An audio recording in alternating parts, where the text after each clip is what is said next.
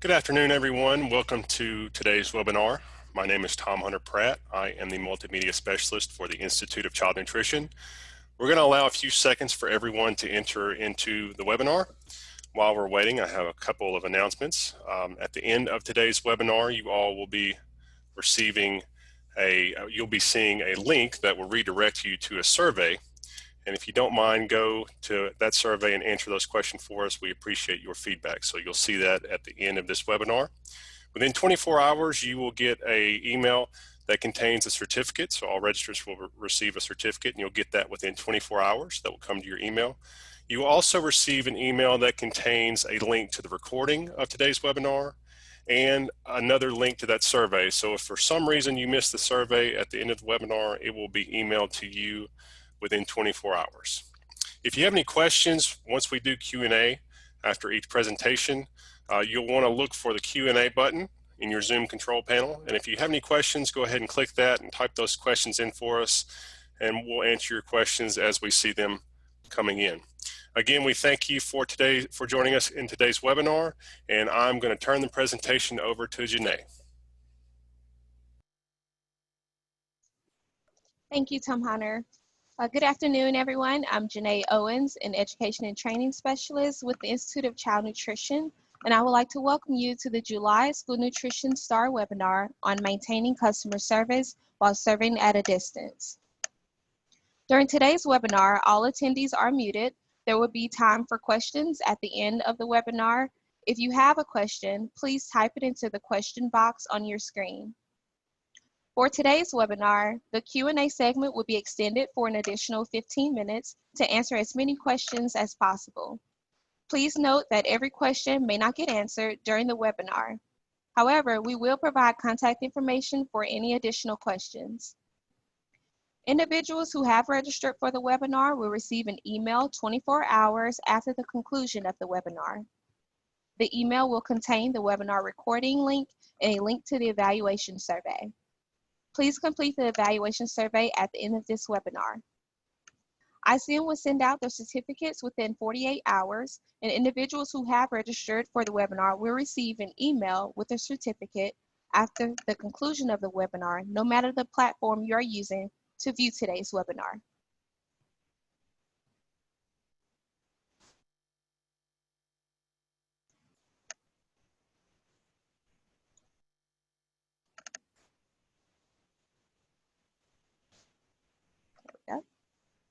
All right, so again, welcome to the webinar of maintaining customer service while serving at a distance.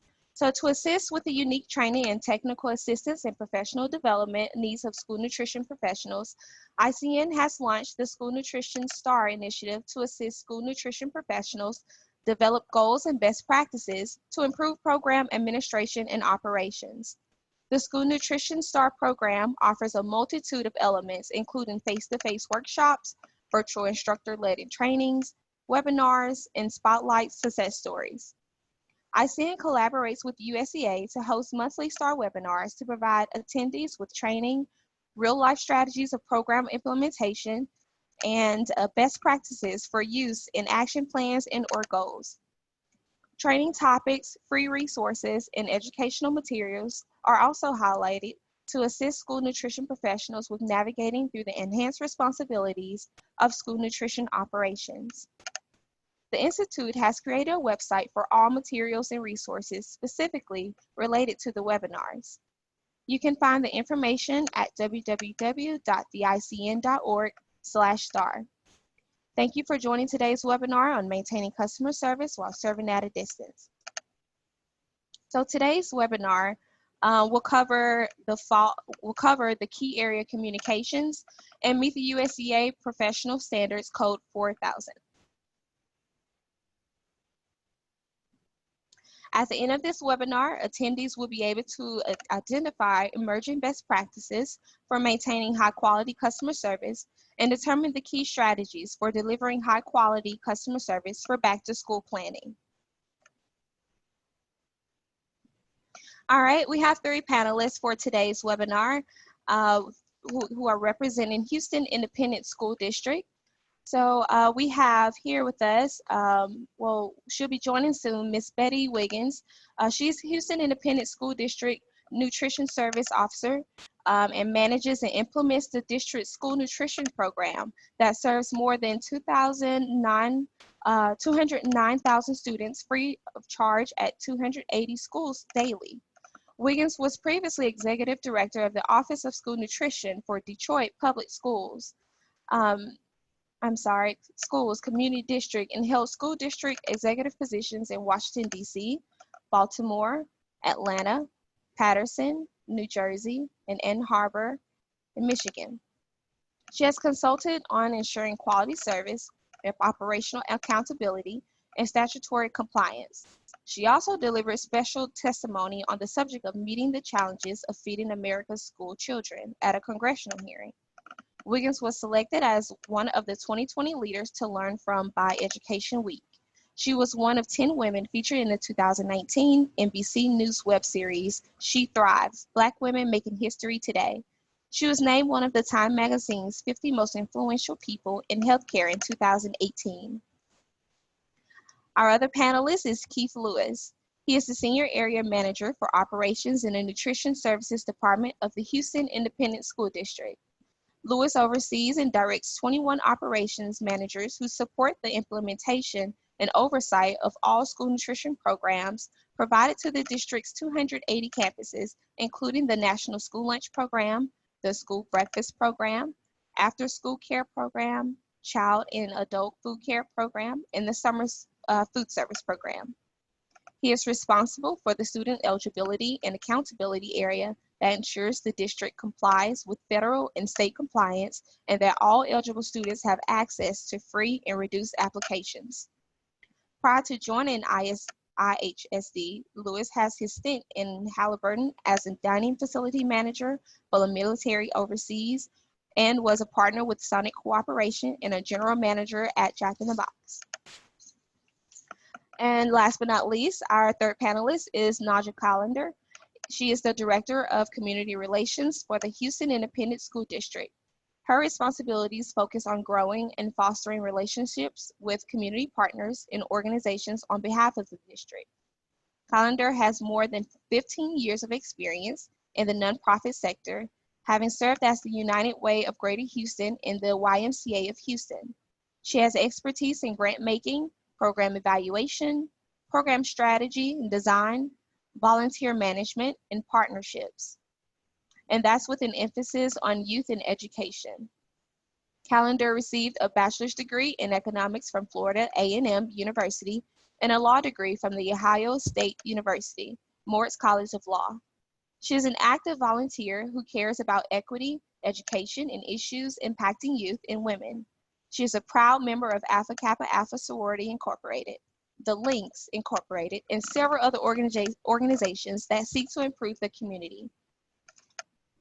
And now I'll turn the presentation over to Keith.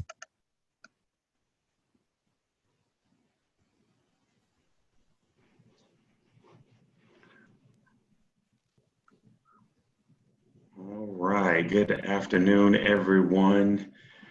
Once again, I'm Keith Lewis, the Senior Area Manager of HISD Nutrition Services in the overseeing operations. And today we're going to speak to you briefly a little bit about our food service on the front lines and how to maximize partnerships and motivate people during the pandemic.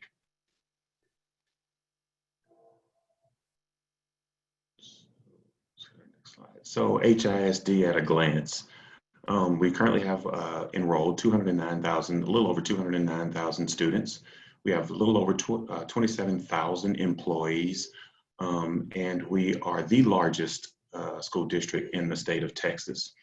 287 campuses, over 100 languages spoken throughout the district, largest school district in the state of Texas, and then we also have 53 dual language schools.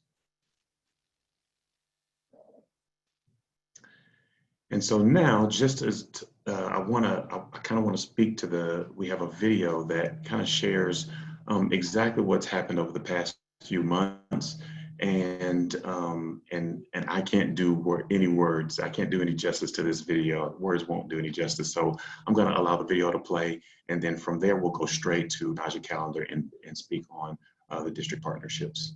Thank you. HISD had resources that could help the food bank expand their mission. At the same time, we could serve families in order to serve kids. Because I fundamentally believe that it is a food insecure household that senses a hungry child. So one of the ways to abate that hunger is to make sure we address it at the house, at the home level of the home.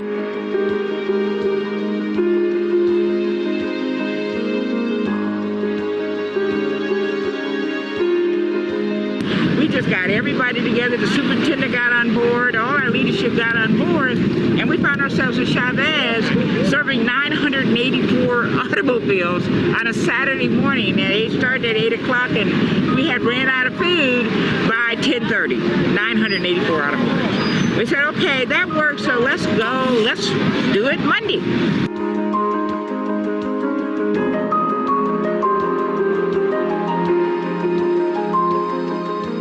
When you see 10,000 cars roughly run through one of the largest arenas in the country, you understand what it means for the need in this city. And so to have HISD people here every Saturday, up to 10 hours a day, serving their community fresh fruits and vegetables, meats, cheeses, breads, milk, things that people many times sacrifice, or they trade with utilities, electricity, or even worse, medicine.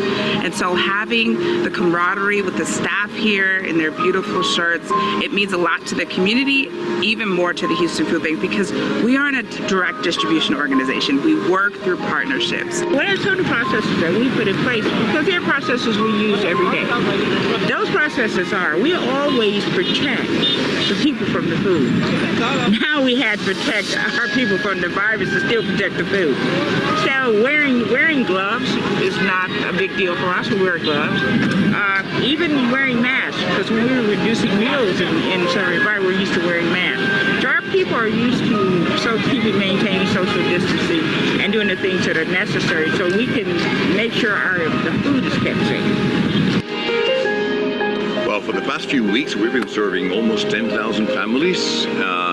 Takes a lot of people. We have the National Guard serving us, but the most important partner is HISD Nutrition Service. It's about 120 of you, and what I love about it is how gracious, how friendly, and how loving you are, and how respectful you're dealing with these families in these times of crisis. I'm proud of the heart, the spirit, the commitment, the generosity, the faithfulness. I can use every kind of positive adjective to describe the people.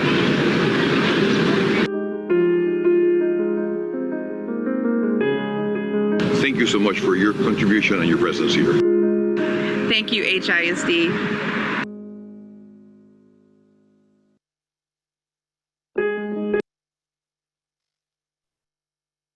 Hi, everybody. Thanks so much for joining us. My name is Naja Callender. I'm the Director of Community Relations for HISD, and I really want to spend a little bit of time setting the scene for you around March 13th. March 13th, Keith and Miss Betty and I had never worked together. We never had the opportunity. I'm not even sure Keith, if Miss Betty knew I existed prior to March 13th, showing up at Chavez. And just so you all know, Chavez is a large comprehensive high school here in Houston. And when I arrived, which is when the distribution was supposed to be starting, there were already lines around the block encircling the school of cars. There were people 6 deep on the sidewalk walk up to get food. And the scene just let you know how much what we were doing was needed. And it really required us to begin to think differently about how we might deliver services to our families. And I'm mostly talking about operationally because it's been in Miss Betty's heart. You heard her talk about that on the video, that our food insecure students come from food insecure families. So I really want to talk a little bit about my role as a community partnerships person and how it fits in, because many of you are like, what is she doing on a food nutrition webinar? And so my role in community partnerships is all about how the district can maximize our impact. And so I brought a different lens and a different way of thinking to this project.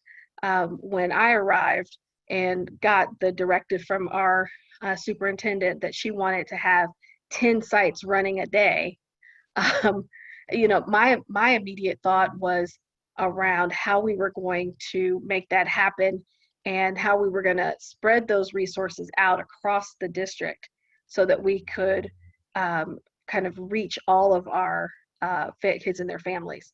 And so my real role was really around internal strategy. And, you know, how do we sit down? We sat down at Chavez that day and said, okay, our initial plan of going back to 5 sites every day for the rest of the week is not a sustainable strategy. It's going to burn out our volunteers. It's probably going to burn out the community. And can we rotate these sites? And so we began to sit, Ms. Betty, the superintendent, myself and others, and really say, okay, what is the real strategy? And we included the Houston Food Bank, who has been our key partner in this project, in that conversation right there at Chavez, and made a different plan so that we could really capture all of our students, and especially our students where we have high incidences and usages of free and reduced lunch. I also worked through the external partner coordination, and we'll talk a little bit more about this, but it was a lot about kind of managing expectations and issues with the Houston Food Bank, and then bringing on other partners. How can we maximize? How can we, you know, utilize what we're doing with food as a base to increase services to our most vulnerable families? We engaged 1,400 volunteers in the early weeks of our food distributions. And so I took on the role of internal trainer and the role of accountability and making sure that we were counting our productivity and managing things like TFAP forms and making sure that we were in compliance. And that became much easier as our nutrition services staff took over the project. But in the early days when we were using volunteers, this was quite a task.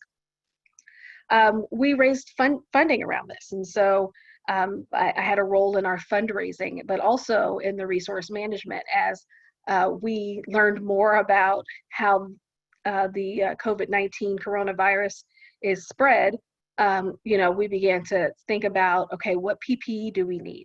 How do we get gondola boxes so that packing can be done in a way that is most safe? And then regular problem solving, and having Keith and Betty having a third person, an additional thought partner as we encountered things that we had never encountered before. And that when you're feeding children and your nutrition services, you can kind of make unilateral decisions. But when you include external partners and partners who have a philanthropic mission and have donors and have board members, you know, there were times when we had to think differently. And then, of course, my biggest role in this project was asking for more and really saying, okay, Houston Food Bank, I know you guys are having a hard time with 10 sites, but we really need to do, you know, Saturday, and we really need to do other things. And how can we layer what you're already giving us with something else? And to Ms. Betty's point, you know, we were as critical a partner for them as they were for us. And so, you know, being able to understand that and understand that we had resources to put in the system and leveraging that to get more for our families was important. So just to give you a sense of what we were able to do, and you saw some of that in the video, we did 160 households, 160,000 households. And when you look at the food bank numbers, they equate that to being more than $1 million of impact for our collaboration. And so, you know, we were able to really address some needs for families. But what my team does is we multiply that initial impact, right? That feeding impact that we were gonna have. And then we expand that, we network that. And what that garnered us is partnerships with more than 20 partners where we gave out 110,000 books, 3,000 computers. We gave out masks. We leveraged food distributions so that we could do immunizations, COVID-19 testing. I mentioned that we got $50,000 plus in grants and thousands of dollars in in-kind support. I know we had a big donation of bananas at some point. You know, then we also kind of leveraged it for our big institutions that kind of work with children. The Houston Dynamo came out and gave soccer balls and had their Dynamo flags out and their mascots out. We are doing a program now with the Houston Zoo, all because they saw our work with food distribution. We're doing STEM kits with the Children's Museum of Houston. So we're able to kind of take what we did and add a multiplier effect.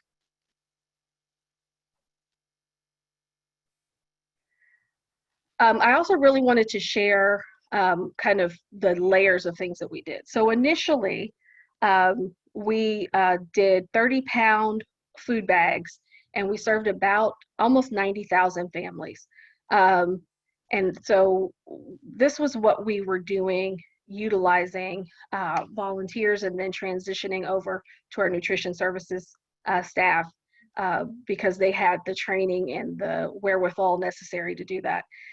We also did, starting around April, the April timeframe, we were able to do a big distribution, a citywide distribution at the NRG Stadium in partnership with the food bank. And with that distribution, we're talking about 80 to 100 pound bags of food.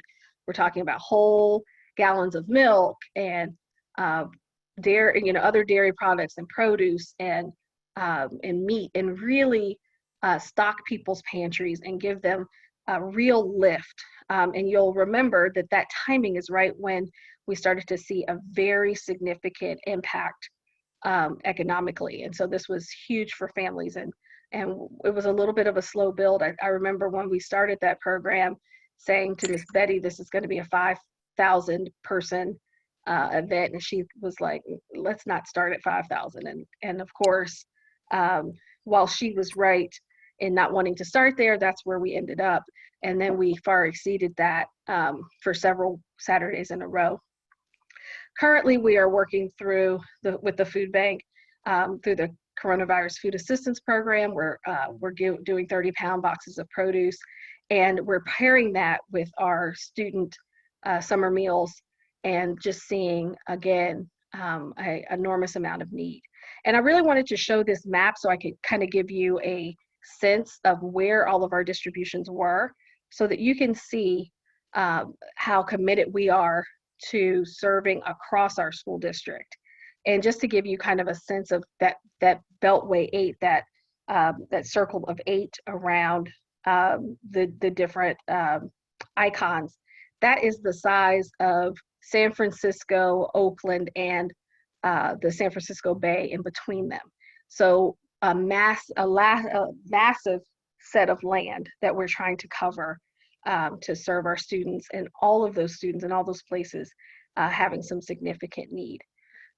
So just want to encourage you that if you have a person in your district that's in a similar role to mine, that you engage them and that you give them an opportunity to add value to your project. And so with that, I'll turn it over to Keith. Thank you.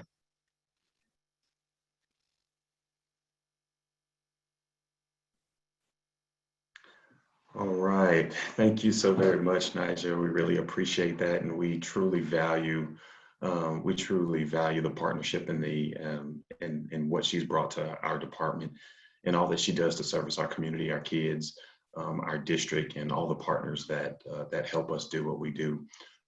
So, key strategies for delivering excellent customer service. Just about every time I speak, either if it's a national conference or locally, it's a lot of times it's about customer service. I absolutely love working with employees, engaging, motivating, encouraging, and uplifting employees to exceed and excel in everything that they do. And so, that's what I'm going to speak a little bit about today, and how we've transitioned through this pandemic time.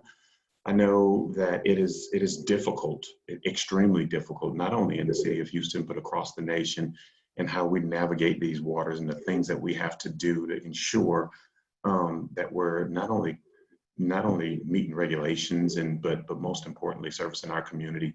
And and so we're going to talk a little bit about that today. So, beyond the plate, on the front lines. Beyond the plate is a phrase that Betty mentioned in a senior leadership meeting probably 3 years ago. And everyone in the room was like, wow, beyond the plate, explain that. What does that mean? And so she really started talking about services that we provide outside of the normal day-to-day breakfast and lunch, snack and dinner.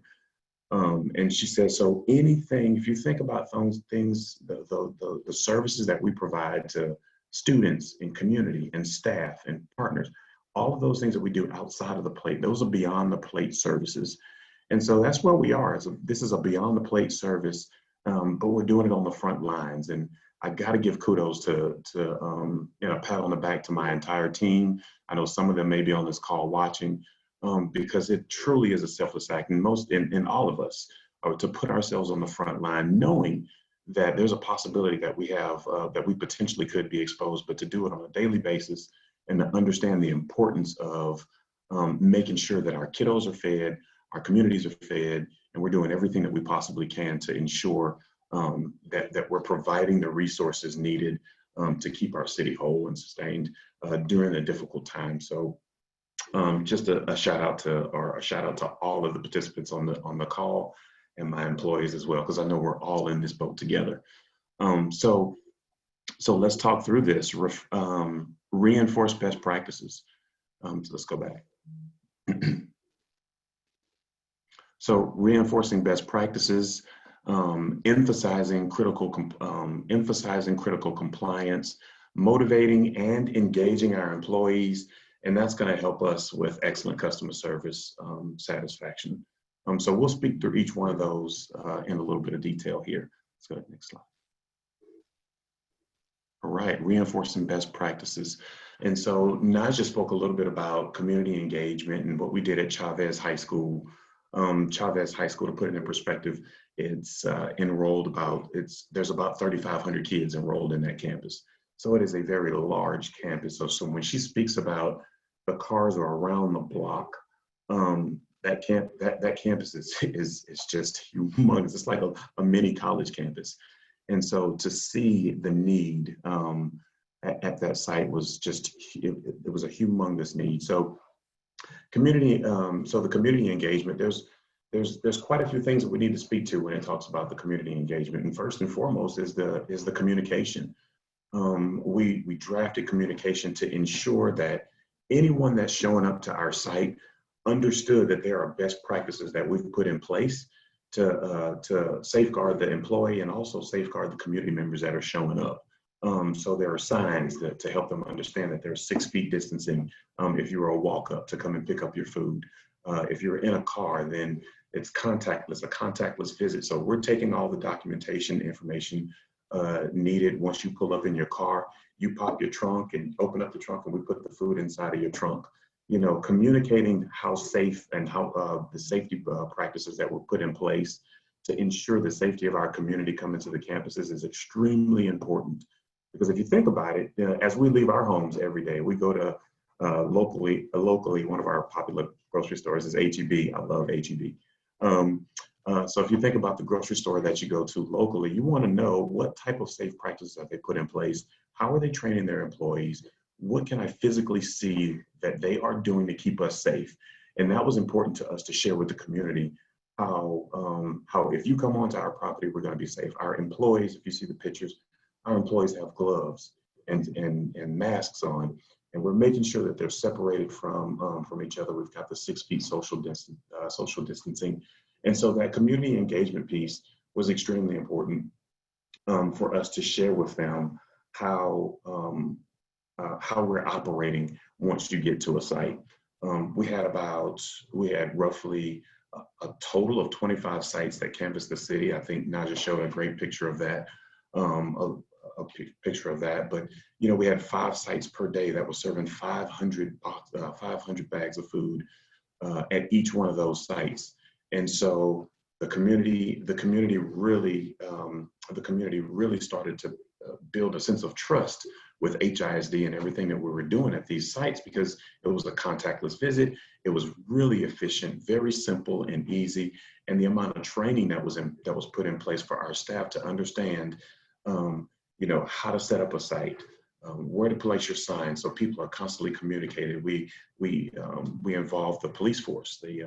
Our Houston Police Department kind of pitched in and helped us out with crowd control and making sure that, you know, there was a flow of traffic, there were never any bottlenecks. So engaging the community in that aspect was very helpful. And it also, we saw an increase in our numbers, a number of families that were coming out to participate with us, because they started to gain some trust.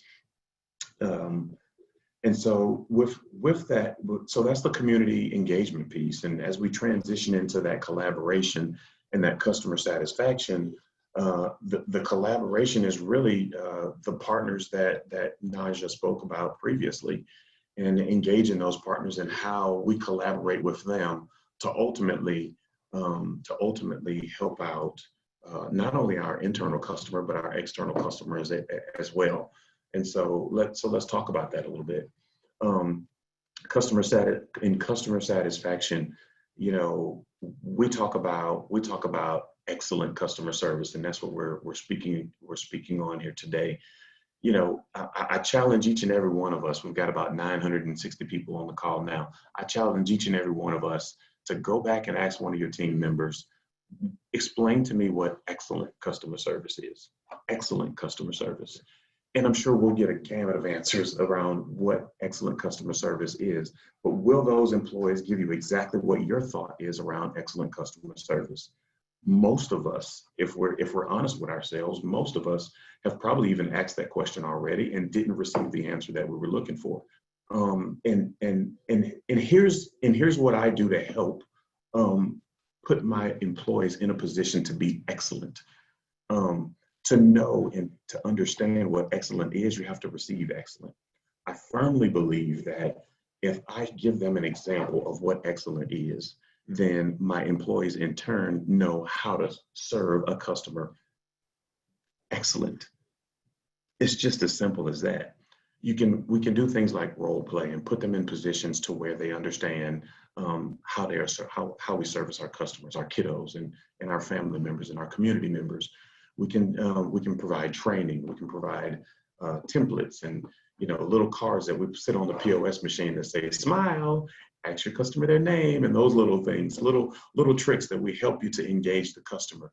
But when I go above and beyond to show excellent customer service to my staff, and they realize when they show up to work, I'm going to get treated excellent, then in turn they understand how to treat their customer excellent as those kiddos walk down the serving line.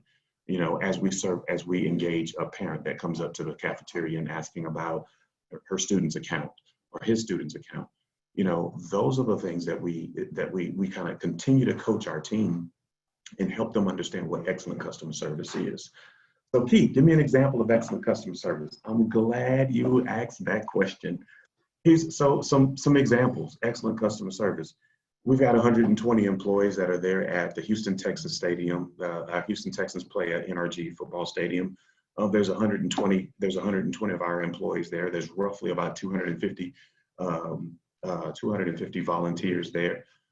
So good customer service is providing them with water.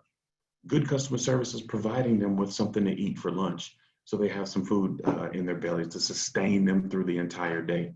That's good customer service. That's an expectation that we have for all of us. That's good customer service. Excellent customer service is my employee being able to sit down and have barbecue brisket, having sausage, boudin. And for those across the country that don't know what boudin is, it's a rice mixture with meat that tastes really wonderful. And having coleslaw and potato salad and those things. So when an employee sits down and eats lunch, they really feel valued. They feel as if, you know, they've taken all of this time and effort and poured into me to make sure that I don't have a cold ham sandwich, that I have a hot brisket plate with pulled pork sandwiches and a variety of options. When an employee realizes how much you appreciate them and how much you go above and beyond to serve them, then it's real easy for them to do the exact same thing for the customers that come inside the cafeteria, that come inside your campuses, that come on your campuses, and those that we engage throughout the community. That's the examples of excellent customer service that I'm talking about, that helps us educate our team on how to provide excellent customer service.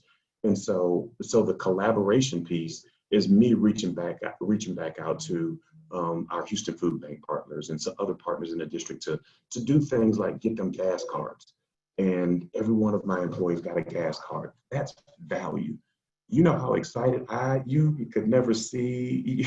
It was so funny to see those employees dancing on that parking lot when I was handing out gas cards. You would have thought I wrote them a check for $1 million. But something as simple as a gas card, something as simple as our Chick-fil-A partner handing out Chick-fil-A cards and giving them a breakfast before they came to NRG the next morning. For the next Saturday, they could stop by Chick-fil-A and pick up a breakfast to fill their bellies before they came onto the site to eat. It spoke volume to them. So those little things are what we're talking about when we talk about collaborating.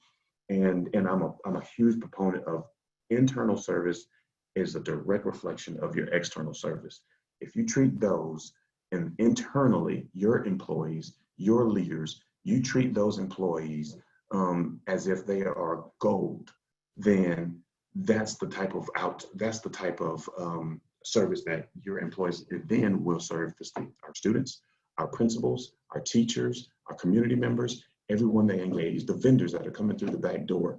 They understand the importance of what great customer service is. So when we talk about refining those best practices, understanding how we engage the community, how we help them to understand how safe it is, collaborating with folks to make sure that our employees are taken care of, and that our employees in turn provide that exceptional customer service to everyone that they come in contact with. So critical compliance. Critical compliance, this maintaining and managing PPE. I'm going to speak to this and say this is one of the best things that you can do to continue to boost your morale of your employees, maintaining and managing your PPE. I can't share with you how many times I've gotten a text message, a phone call, or an email from one of my employees, and I have 1,700 of them. One of my employees that says, "Mr. Lewis, what does it look like when we come back? How safe will I be when I return to school? How safe is it for me to come onto this campus?" So for us to maintain and manage the PPE throughout the district for our employees is a huge morale booster, and it eases the anxiety of our employees when they realize and understand that as soon as I come onto this campus, I'm gonna get my temperature taken. And if my temperature is out of range of what our quality control expert has set in place and what the CDC has set in place, if you potentially have a fever, you're not coming inside these doors. So those are the types of things that our customers or our employees want to see in place. They want to see those things implemented to ensure that their safety is first and foremost, and their safety is, we're definitely thinking putting their safety first. And out of an abundance of caution, if your temperature is just a smidge up above out of range, I apologize. We love you. We want you to come to work, but we want you to come to work without a fever. So we don't have a problem turning people away from the sites and the campuses to help them understand that it's for your safety and for everyone else on the campus or at the feeding site. So ensuring that we have masks for our employees, we have gloves for our employees. Those are normal things that we do on a regular basis. But just to make sure that we have those things in place, protective screens on the serving lines or in our feeding sites, to where it creates a barrier between those walk-ups that are coming to pick up food. They don't have a vehicle, but they walk up. But we have a protective barrier in place to where they stand behind the barrier and we hand them their food. And to create that contactless visit. So those are the things that our employees are looking to make sure that we have, but also the community is looking to make sure that we're keeping everybody safe and protected. And we hold ourselves accountable for the safety and security of everyone on the site. Implementing social distance. I am a very sociable guy. Most people call me a social butterfly. I'm the guy that's gonna not send you an email. I'm gonna come to your office and sit down and have a conversation with you. You know, my employees are used to me walking into the cafeteria and giving everybody a hug and talking to you and asking you your name or calling your name or no. So I'm extremely social, as most of us are in our business. We're sociable people. And engaging our customer is what we do on a day-to-day basis. And so it's a little different for my team to hear me say, hey, stand 6 feet away or stand 6 feet back or back up. So to have the Army National Guard to help us out at to join forces with us out at NRG was a huge help. There's nothing like a uniform telling you to back up. You start to look and listen real quick when somebody in a uniform tells you, hey, you need to be 6 feet away. Yes, sir. 6 feet back. I'm gonna stay away 6 feet. So implementing social distance was extremely important. It almost becomes a part of just about your everyday conversation to maintain 6 feet, practice social distancing. Those things have become common phrases across the nation. And then our Army National Guard just helped reinforce that. And then also promoting safe work environment. Ensuring that I got a lot of ladies that work for me, so I want to make sure that they're bending over and they're lifting boxes with their legs and not with their back. Making sure that they're taking the safety precautions of how to put the box inside of the trunk, not to reach inside of a car and those types of things. You know, just making sure that there's a safe working environment. They have a clear understanding of how we implement or how we operate throughout the entire day. Ensure that everyone's kept safe, because trust me, I'm speaking from experience. 10 hours at NRG handing out 30-pound boxes and putting them inside the trunk, your body will feel that the next morning. You wake up like, oh my, what just happened? So you definitely feel it. So it's important for us to make sure that we're providing all the safety tips for all of our employees, and to make sure that they're constantly following those safety tips. So that's our critical compliance piece. And here, I think that it's extremely important that that not only we also model what excellent customer service is and what exceptional customer service is, but we've got to create an atmosphere and an environment for people to thrive. There's no greater joy for me to put an employee in a position to be successful, right? And so I constantly do that on a day-to-day basis. Even when employees feel like, I don't know if I can do this. Of course you can. Sure you can. And I know that you can. It's the reason why I have you doing it. Reinforcing and reestablishing the trust and building your employees is what we do. And cultivating and creating that environment for them to thrive and succeed, be successful, and also be motivated to do the job. We're going to share this. I'm going to share this video with you. It's a little video that I took on my phone. This is before one of our NRG sites, before one of the Saturday sites. And it's just me motivating the team. It's a fun little clip. And we were super excited that day. We were pumped, we were charged. We served over 8,000 cars that day. We could have easily hit 10,000, but there was a 45-minute rain delay. So we had to shut everything down, stop, and then come back.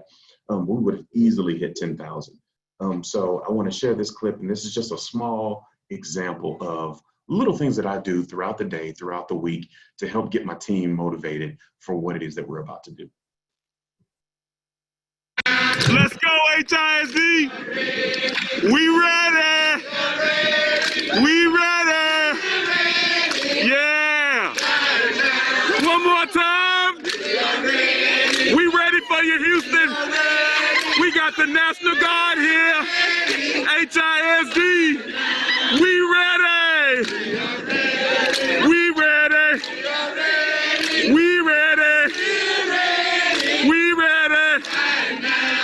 the count of three. If you're ready, say yes. 1, 2, 3. Yeah!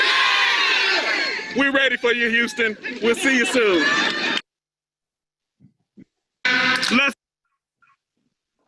That was absolutely fun. We had a great time that day. Those are just little things. I know sometimes it's the boss gets kind of corny sometimes, and that's all right.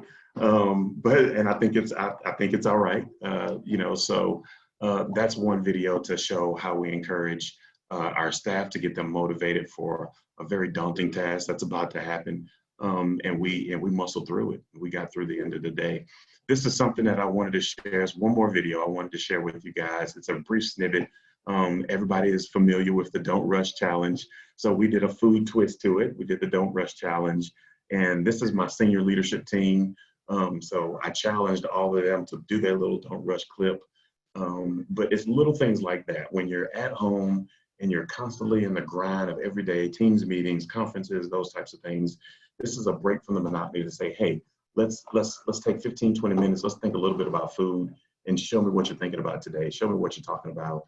Little things like that just makes you, it creates those conversation pieces later on. It boosts morale for the employees, and it's just helping to continue to cultivate that environment from our leadership staff all the way down to our entry-level employees that you've seen in the previous video. So let's run this, and then we'll go to the next slide.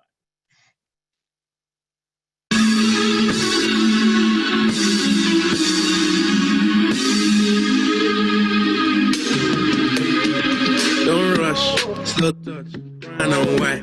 Like I go country, grab and buy. We can go bust, eye for eye. We can lose trust, quite wrong. Fizzy pop, where you they go, we they go up. Catch my vibe, let me go off. But my love trash, man, it's so tough. Alright, yo, put the belly on the body, make a catch. See no watch, now she wanna give up. Boy got peas, now she hopping in the pod. Man, a real life sugar gal, I might forget what. When she want dark, told her meet me at the top. Switching lanes the other day, I seen her waiting for a bus. Maybe this a Moncler sweater, diesel denim. Buy another one, my pockets fat like heather. Neck froze like I don't know no better. Benzo truck, white seats and they leather. Go broke never, on my grind. She make it look like I'm Busta Rhymes. I got the juice, the sauce and all them things. I've been mad twice a night with all my bling. Big Benz I drive, I brought that thing. Any girl you want, they were my ting. Don't rush, slow touch, brown and white. Like I go country, grab and buy. We can go bust, eye for eye. We can lose trust, quite wrong.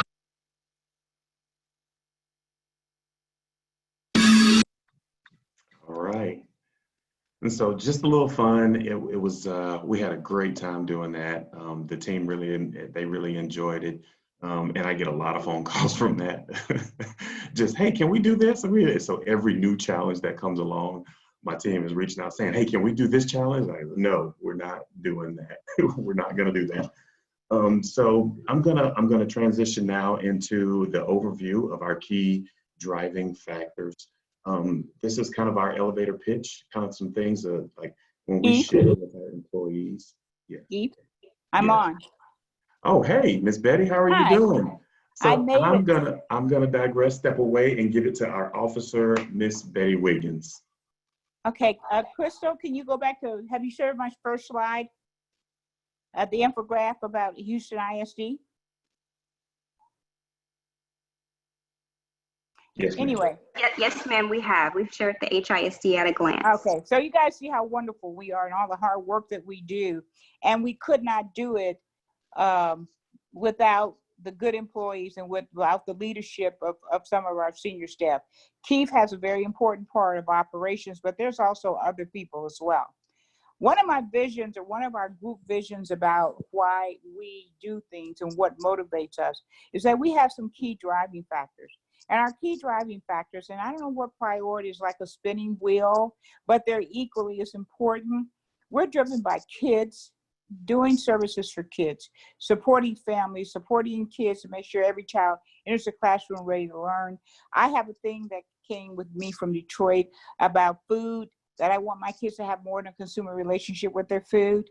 So that is important to me, providing services to kids and their families. When this pandemic started, HISD did not automatically go into trying to see what kind of reimbursable program that we could service. Because my opinion was, hey guys, we got to look at putting some food on the shelves of these households, because the way that we support kids is by supporting families. Because never let us forget, it is not the kid that comes to us hungry. It is the household that sends that kid that's hungry. It is a household that's food insecure. So we started looking at it that way. So we fed families in order to feed kids. We also have paid very close attention to the regulations. No matter what you want to do, no matter how sometimes my heart leads me and wants me to do certain things, because I know it's in the best interest of kids and their families, I have to be very mindful of the regulations, because we really want to have a good program that's being ran in accordance with the regulations. So, and the third thing that is constantly on our mind is revenues. Will this program generate some revenues? Or is this something that we can do and not worry about how much it costs? Altruism is fine, but altruism is not what my CFO is running this district off of. This pandemic thus so far has cost us $28 million. That $28 million was all of our fund balance that we had created over so many years. But now we had to figure out ways how to drive some revenue. When you have a payroll that's $2.5 million every 2 weeks, every bit counts. The reason I was so late, and I do apologize, guys, for being late, is I was doing one of those beyond the plate activities. I was trying to engage in an RFP with a vendor to try to generate at least $3 million for our program so we can continue to do the things we do, feeding kids and feeding families. Next slide, Chris.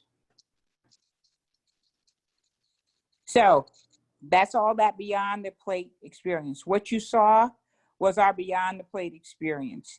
And it all is focused on the staff and having staff. Because I couldn't do what I do, Naja couldn't do what she does, and none of us, unless we had some people down in those kitchens, those ladies and those dudes down in those kitchens, embracing our vision and employing the tactics in order to provide good food beyond the plate.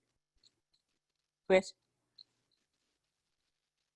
Now, we have to ask you, is there any questions and answers? Anyone? So I thank you for your attention.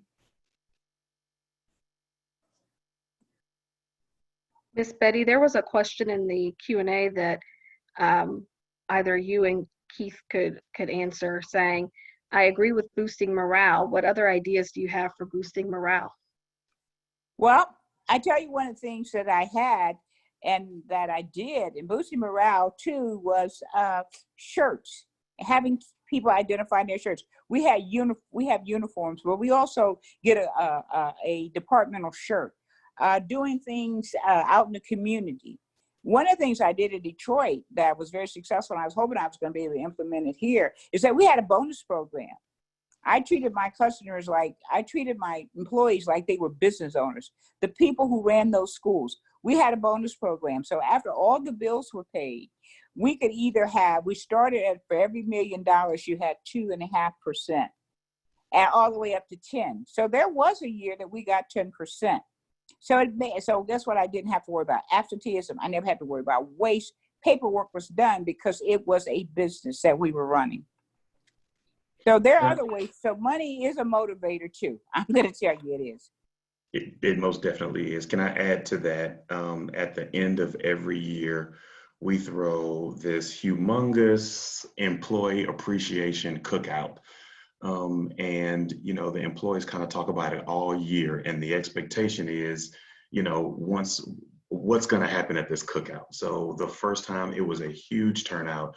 We rolled out our barbecue pits. We barbecued. We had fun games and events like volleyball, kickball. We had Frisbee. We were kite flying. You know, what else? We had some of our vendors come out and help out. We had pizza. We had ice cream. And, you know, the employee essentially just had to show up and enjoy this event for 3 hours. And so you talk about a morale booster. To know that you get celebrated at the end of the year to say, hey, you know, all of the work, this is another token of our appreciation for everything that you do every single day, every difficult day that you've had, every challenging day that you've had, This is to say thank you for all of those days you've stuck in there with us and you fed those kids. And so the employees get a chance to come out. And in that, you know, I have 21 areas. Each area's team gets a color. So every color, you can stand on the football field and look out, and you've got red, yellow, green, orange, blue, brown, black, and green. And so you know what area, what color represents what area. So so it's real exciting. It's like a big rainbow on the football field. But, so it's extremely exciting. And that's more importantly too, besides the good social events, one of the things that we did here in Houston is, you know, Houston had been outsourced for 20 years. And our people had never been part of the SNA, the School Nutrition Association. One of the first things we did is that when we became self-op again, I told the administration, we got to join the family.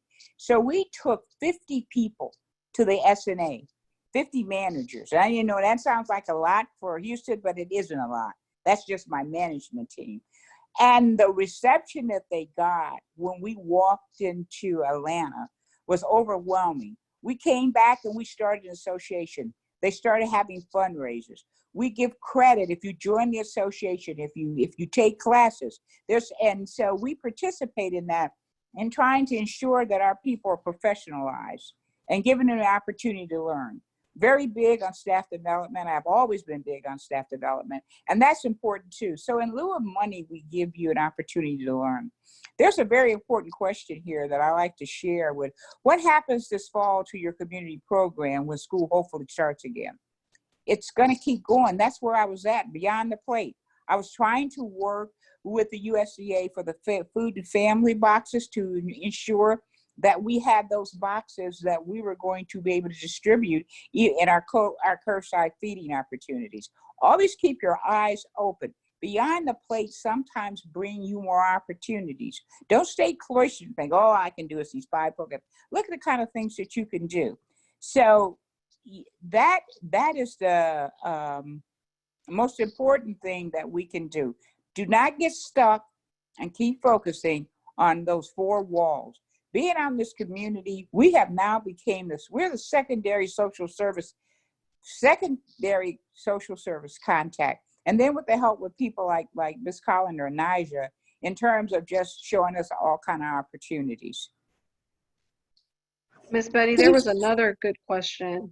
I typed an answer, but I think that they would benefit from hearing from you all about this.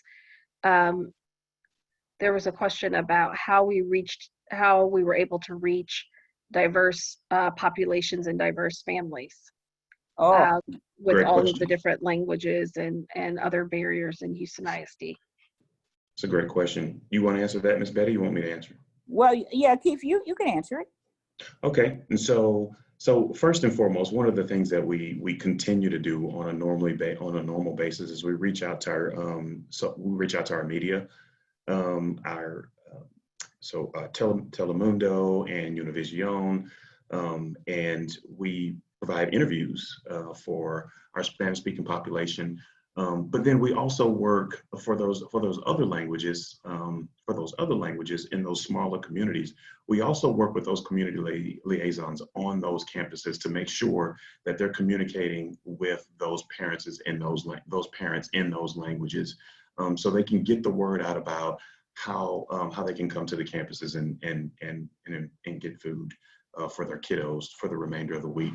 I'll never forget, I was sitting at a campus, and it was early on. We started the feeding programs, our curbside feeding programs, and we were in an area where, you know, the language barrier is very diverse, and so, you know, it was like crickets on the no one was showing up.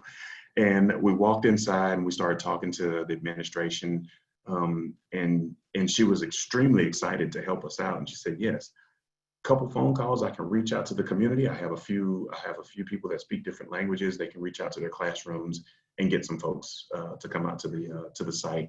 And within 45 minutes, we had a line down the street. So really reaching out to those campus-based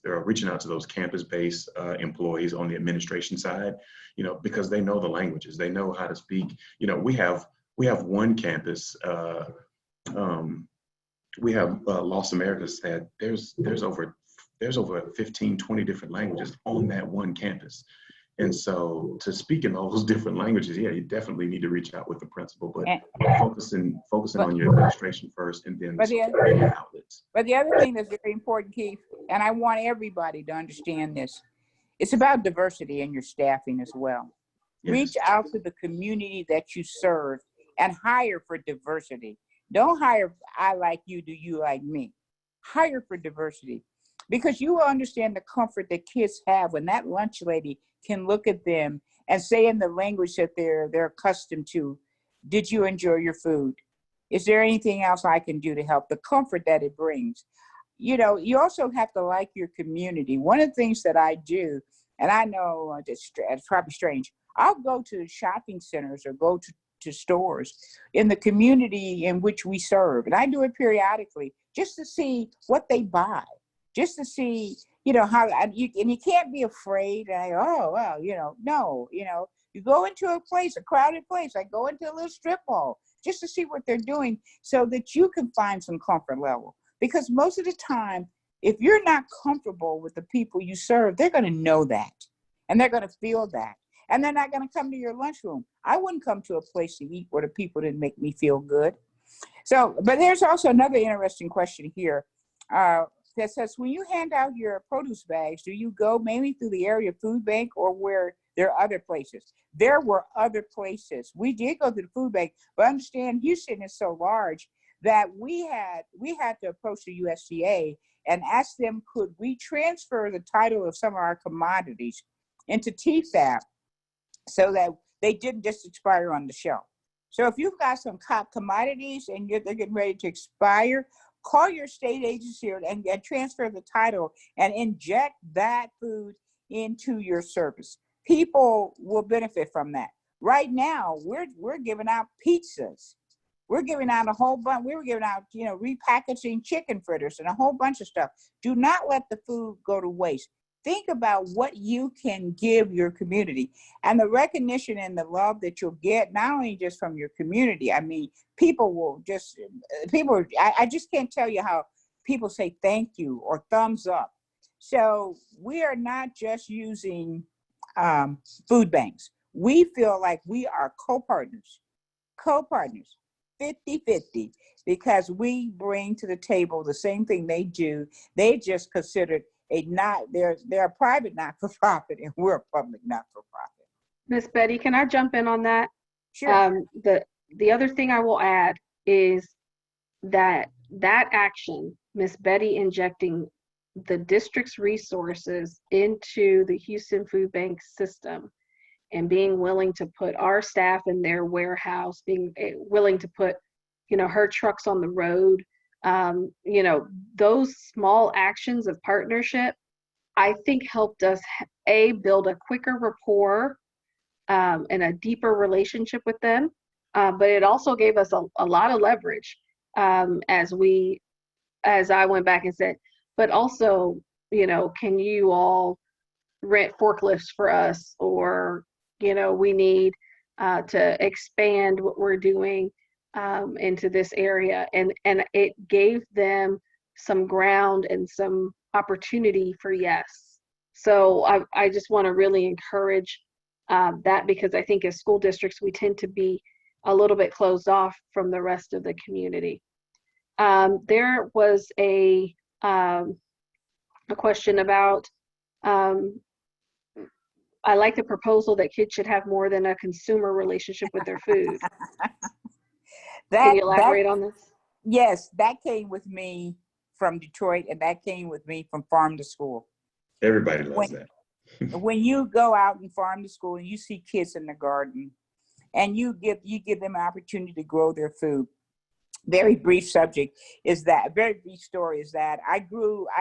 Detroit, I grew heirlooms. I didn't grow the regular types of vegetables. I grew heirlooms of species. So kids could see there was yellow tomatoes and green tomatoes and striped tomatoes and crims and yada and yada. So one time we grew tomatoes, black cherry tomatoes, look like El Dorado plums. Put them in the cafeteria. Never had, in your garden program, you never have enough to feed the whole cafeteria. So we supplemented it with El Dorado plums and these cherry tomatoes we grew. I got a call from the principal at the school and said, "You got to come over here. You got a riot going on." I said, "Why?" "These kids are biting into these tomatoes or plums or whatever they are, and they don't know what they are." That was a chance for us. I went over, and that was a chance in that cafeteria. We had a nutrition education meeting. I had a nutrition education opportunity. It's also a chance that we teach about diversity. When a kid pulls up a two-legged carrot, and they say, "Oh, I'm not good. That thing got 2 legs." That is not a disability. It tastes the same. Eat it. There's just so many opportunities that gardening and teaching children how to make choices, and also teaching diversity and socialization and the things that happen in the garden. That's what I mean, having more than a consumer relationship with their food, where they sit in front of a TV mindless and Captain Crunch jumps up and down, and next thing you know, you're drinking chocolate milk, because I like to know when's the last time you seen a cow that gave chocolate milk. But that kind of stuff, and they're not participating. So school gardening gives kids a chance to participate in their own growth and development and health and well-being. Miss Betty, I know you're going to love this one. There's a Go Bucks in the chat. As a U of M person, I know you love A U of to M see that. person? I'm a Buckeye, Miss Betty. Oh, not you. Where's the U of M person? No, there's no U of M people. Okay. There is a question in the Q&A that says, "I noticed you put the boxes in the trunk. We set the number of boxes per child on a table step back, and they got out of the vehicle to get them. Did you do that with the large amount of people in line so that the line would move faster?" Keith, Yes. I don't know. That's exactly the answer. If you think about it, NRG, we're doing, for every minute, we're doing every bit 25 to 30 cars, 25, 30 cars, maybe 40 cars a minute. And so to do that, we had the National Guardsmen pre-popping their trunks. And also the Houston Police Department was having our participants to pop their trunks. So as they're driving down the line, the only thing we need to do is just drop the boxes inside the trunk. And at the end of the line, we close the trunk, tap on the trunk, and then tell them, have a wonderful day. We'll see you next week. And so that helped expedite the service. Because think about it, the participants are sitting out 3, 4, and 5 hours ahead of time before service even starts. So the faster we can get them through, the happier our customers are. So yeah, we did that to expedite service. But we've also had some times where we had to place the box on the ground when trunks don't pop. We have to place the box on the ground and do exactly what we had to do. So thank you for that question. It's a good question. There were a few other questions that were really quick that I wanted to answer. A gondola box is a 4x4x4, if I'm not mistaken, Miss Betty. It's a box large enough to put 500 meals or 530-pound boxes inside and deliver to a campus at one time. If you think about it's really a shipping box. And so we put those 500 meals that we were serving at each site, we used gondola boxes and packed them on our refrigerated trucks and shipped those out to the sites. Instead of, so that's how we moved the 500 meals. That's what the gondola box is. Also, Naj, you have any other questions that popped out? I want to say thank you everybody for the encouragement and for for recognizing everything that we're doing. We really appreciate that. As leaders, we pour out so much, and sometimes it really feels good to be, poured into and to be filled back up. So the amazing jobs and the good job guys and those things help fill us up to continue to fuel us to do the things that we do here in Houston, and it means a lot. There was one that you would be able to probably field. How do I help my employees get along during these stressful times?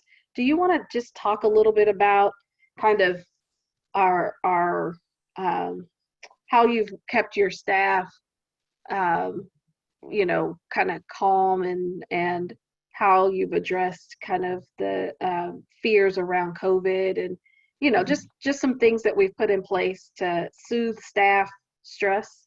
Yeah, I think what's extremely important is to be real.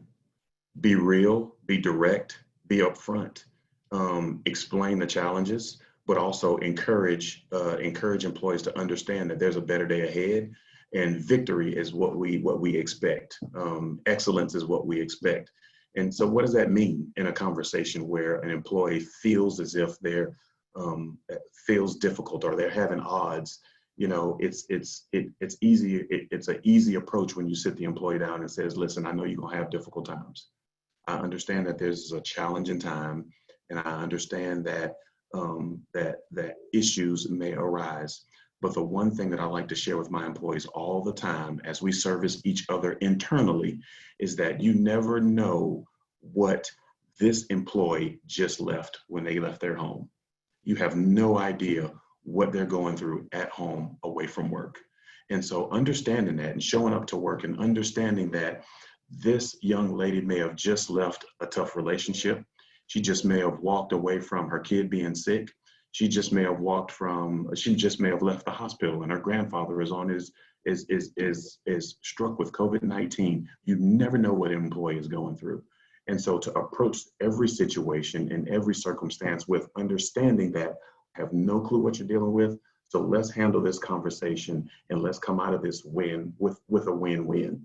And constantly reinforcing that to your employees. That's not a one-day fix or a one conversation fix. That's cultivating an environment where people understand the differences of one another.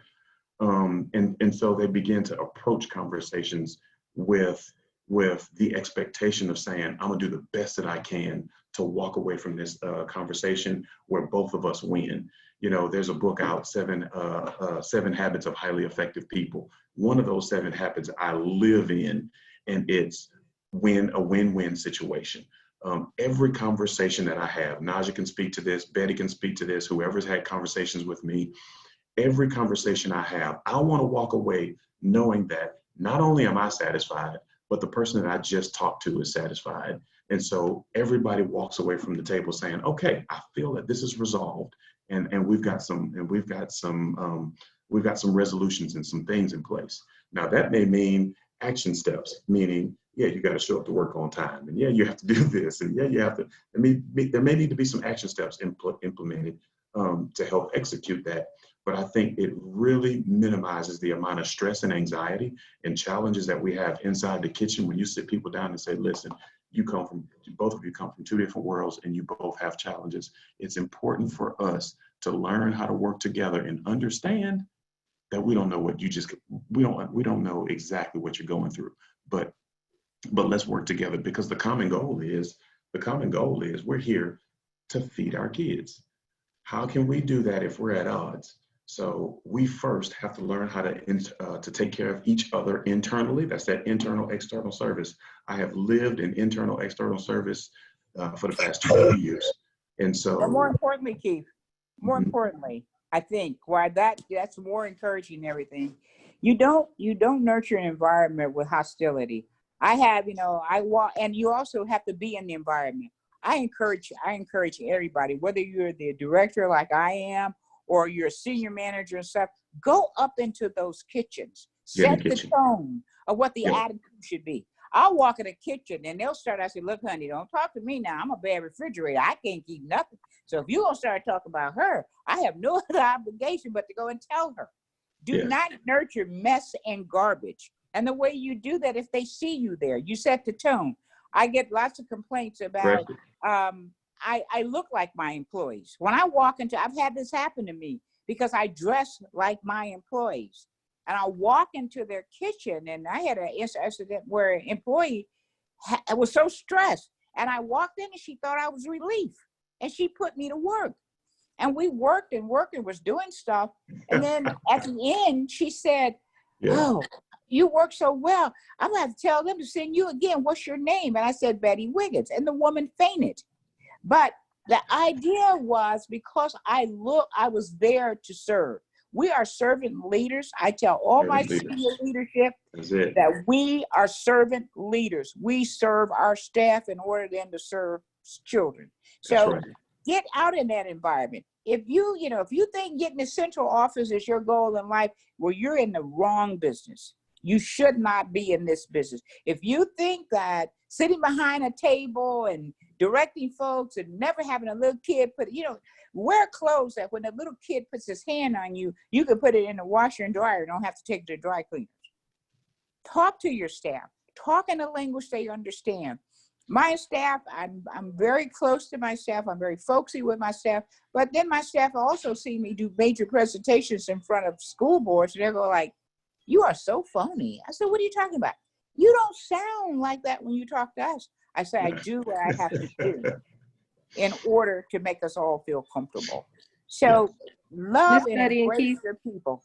Let me jump in and just say that I could have gotten a different reception on March 13th at Chavez. They could have, Miss Betty could have said, "Well, I don't know who you are. Go sit yourself down somewhere. Don't come until I call you." That could have been the response. Yeah. And I think the spirit of what you're seeing, and frankly, the friendship and the relationship between the three of us has been cultivated because of this philosophy of, allowing people to do what they can do, staying focused on kids, staying mission focused. That's it. I think that allowed us to build a kinship relatively quickly, and allowed us to work together. And I'm serious. If you don't like kids, if you don't like all kids, skinny ones, fat ones, those ones that you could just grab by the throat and throw them through the line, then you're in the wrong business. Because part of that is how you lead, and the attitude that you display transfers to your staff. They therefore transfer to the kids. When I serve online with kids sometimes, I would tell kids, "Thank you, sir. Can I help you, ma'am?" And they look around like, "Are you talking to me?" And you have to let them know you are a customer. Because I'll even tell them, the kids, I did a career day with some kids one day, high school kids. And I looked at, we were sitting, and they were just talking about, "Oh, who would go to college to do something like this?" Yada, yada, yada. So I said, "Look out that window." And I said, "What do you see?" And I said, "You see a brand new car out there?" They said, "Yeah." I said, "What kind of car is it?" And they said, "That's a Lincoln." I said, "And I want to thank you very much, because you eating in the program, me being allowed to serve you, you enjoying the program, you write my paycheck. And that allowed me to buy that car." "You mean you got that car?" I said, "I owe it all to you." So keep getting to the cafeteria lines and making those good choices. But that's the kind of stuff, don't take us all that serious. And with this pandemic, start stepping into our new role and put your shoulders back and let people know. I'm not going to tell you how much a discount I got, but I just had an appliance put in my house, and the man said, "Oh, aren't you the lady that does the meals?" I said, "Yeah." He says, "Well, we have an essential workers discount," and I got a discount. People are viewing us differently, and we need to walk into that. We need to talk about that. You need to let your staff know that. Someone had a question about t-shirts. No, my staff do not pay for their t-shirts. Come on. It's a gift. It's an appreciation gift. That's allowed to, you can use USDA money for that. So Miss Betty? No, go ahead. Sorry. So don't tell your staff you got to pay for this. If we're going to pay for some stuff, let's have a fundraiser. We had a pie sale because we were trying to raise money for our chapter for Hassan, for our school nutrition chapter. That's different. But when we're trying to do something to enhance the morale of our employees and the motivation of our employees, a gift is better than saying, "Well, give me $5 because I want you to be happy." Well, I think, Miss Betty, you want to do one more, Janae? Or are you ready for us to wrap it up? We're over our time for sure. Oh, I'm sorry. That's okay. No, I think everyone's enjoying you all, so that's so great. And we thank you all so much for staying on 15 minutes to answer the questions that are coming through. There are some fantastic comments in the chat, and I don't think I see any more questions, but if we have one that you all would like to answer really quickly, I want to open the floor. Do you all see any There was other a question about how we keep food at the proper temperature while we were doing distributions. Refrigerated trucks. As we may send 500 meals out, but we only pull out 50 at a time. And as on those refrigerated trucks, and now keep in mind, we only have a few sites open, so it's not like the entire district is open. So during those mass food distributions, as we need the food, we pull it off of refrigerated trucks to hand it out. Great question.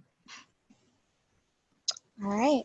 Well, thank you all so much. I'm gonna go ahead and. Can I say one thing? Oh yeah, go ahead. I just want to put this out to all the leaders on the call. There was a question about how you can, about a website, and I think we do have a HISD website. I think on one of the slides, my Twitter feed, you can look at us on Twitter. We post stuff on Twitter. We also have a Twitter account for the Nutrition Service Department as well. So check us out, see what we're doing, and I kind of post. It's really a district Twitter, so I kind of post stuff that we're doing on a day-to-day or a weekly basis. But I just want to share with all the leaders on the call, from the aspect of internal service, and this is just a question for you to think about as you leave this call, is what does your team get when they get you? When you show up, what do they get? Think about that as you leave this call. Think about how you show up and how you present to your staff. Are they walking on eggshells around you?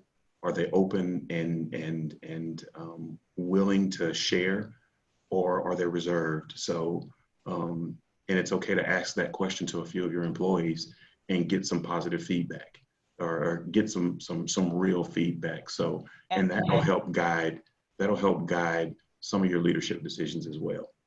And I like to say, finally, one of the things we like to say, finally, hey guys, use ICN. I'm old enough to remember when this first started. And Dr. Campbell and her staff have done a remarkable job. ICN is my first stop for training materials and to get things that I need to help my employees grow and be better. So they didn't ask me to do this, but they'll tell you, I'm a big fan of ICN. So thank you. And thank you, ICN, for giving us the opportunity to share with our colleagues and friends our experience in promoting, I tell it, frontline, slapdash, great customer service. Yes, thank you all so much for being on as panelists. We really appreciate you. Actually, I want to say a few announcements before concluding today's webinar. Let's see here. All right, so ICN is continually developing and updating the ICN.org/prevent landing page with resources to help child nutrition professionals reduce the risk of COVID-19. We also link to allied organizations to bring as much information to one location to help ease the burden for searching for the most up-to-date information. Also, I would like to bring your attention to the Professional Standards Tracking Tool update. Just a second here. On July 10th, FNS released updates to the Professional Standards Training Tracking Tool as part of the ongoing operations, maintenance, and enhancements of the project. The update includes the addition of reward badges to motivate school nutrition professionals and make the process of completing annual training requirements fun. So visit www.pstraintracker.fns.usda.gov to start tracking your training hours today.